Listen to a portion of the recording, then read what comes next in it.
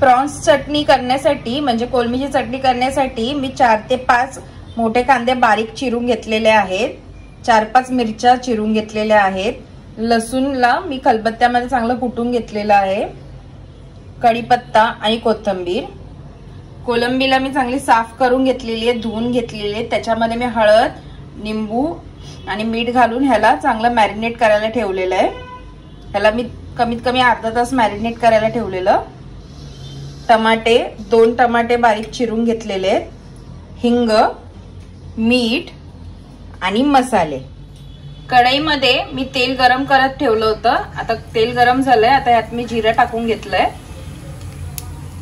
जिरं चांगलं तडतडलंय। आता यात लसूण जे खलबत्त्यामध्ये कुटून घेतलेलं ते घालून घेतलंय,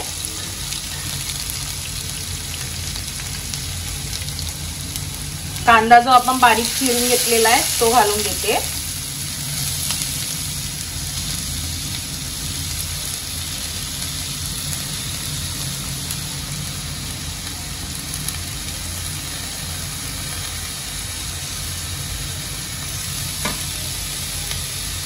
सर्वांना तेलामध्ये चांगलं मी परतून घेतेय।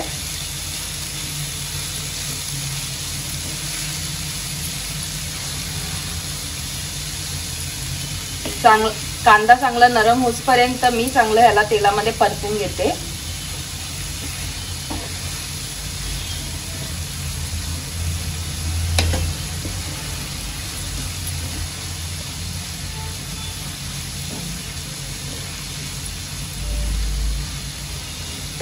आता 5 ते 7 मिनिटं झालेले आहेत। आता ह्यात मी कढीपत्ता घालून घेते, हिंग घालून घेते अर्धा चमचा, आपण ज्या मिरच्या चिरून घेतलेल्या आहेत उभ्या त्या घालून घेते,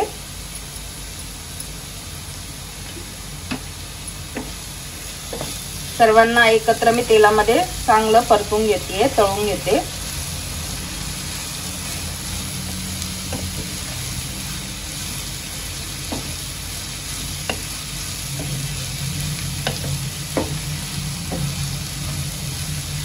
गॅस जो आहे मी मीडियम स्लोवर ठेवलेला आहे।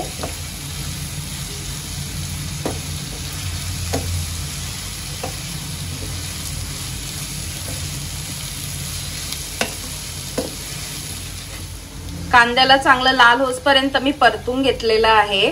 कांदा जो आहे याचा कच्चापणा जाईपर्यंत मी याला परतून घेतलाय। आता ह्यात मी जे टमाटे आपण बारीक चिरून घेतलेले आहेत ते घालून घेते। टमाटे शिजण्यासाठी मी ह्याच्यात थोडंसं मीठ घालून घेते, मीठ मी एकदम कमी घातलंय कारण आपण जे कोलमी मॅरिनेट करताना त्याच्यामध्ये पण मीठ घातलेलं आहे, त्यामुळे आता मी मीठ एकदम कमी घातलेलं आहे।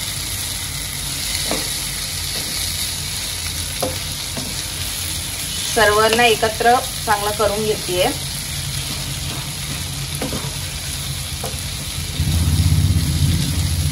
आता कमीत कमी 5 मिनिटापर्यंत तेलामध्ये चांगलं याला परतून घेते, जोपर्यंत आपले टमाटे गळतील असे तोपर्यंत मी तेलामध्ये यांना चांगलं परतून घेते।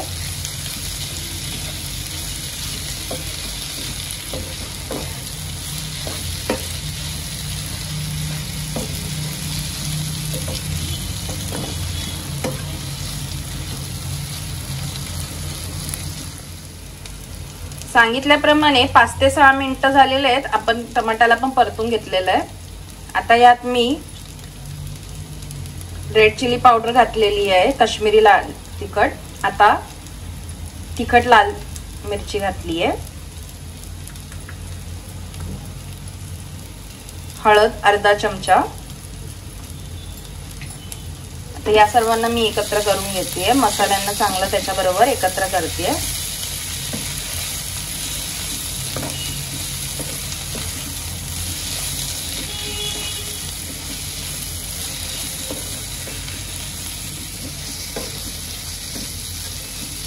तिखटाचं प्रमाण तुम्ही तुमच्या हिशोबाने कमी जास्त करू शकतात, पण प्रॉन्सची चटणी किंवा कोलमीची चटणी म्हटली तर जरा तिखटच चांगली लागते, म्हणून मी जरा तिखट जास्ती घातलेलं आहे।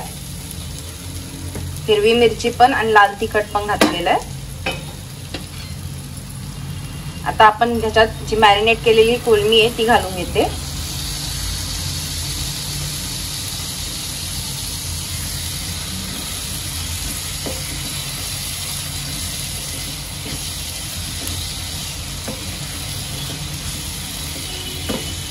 कोलमीला मी सगळ्या मसाल्याबरोबर एकत्र करून घेतेय.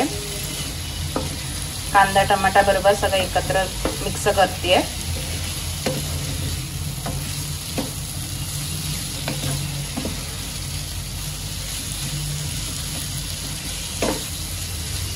आता कोलमी शिजण्यासाठी मी यात थोडंसं पाणी घालून घेते. कांद्याला पण पाणी सुटतं, टमाट्याला पण पाणी सुटतं, म्हणून मी जरासंच घालतेय.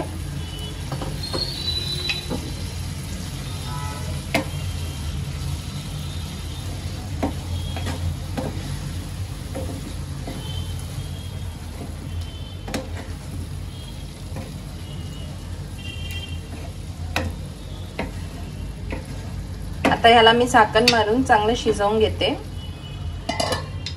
आता 7 ते 8 मिनिटं झालेले आहेत झाकण मारून ठेवलेलं.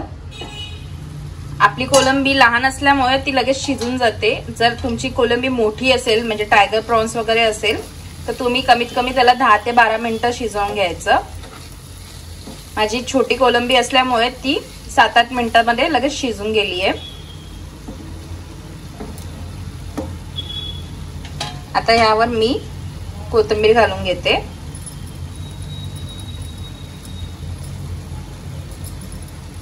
आपली कोलंबीची चटणी खाण्यासाठी रेडी झालेली आहे. ही जी चटणी आहे ही तुम्ही भाकरी बरोबर सुद्धा खाऊ शकता, चपाती बरोबर, पराठ्या बरोबर किंवा वरण भाता बरोबर सुद्धा खाऊ शकता. खायला एकदम ही टेस्टी लागते आणि ही तिखट असल्यामुळे कशी जरा जास्ती खायला बरी वाटते. तर ही रेसिपी तुम्ही देखील करून बघा. आवडली तर कमेंट मध्ये लिहून पाठवा.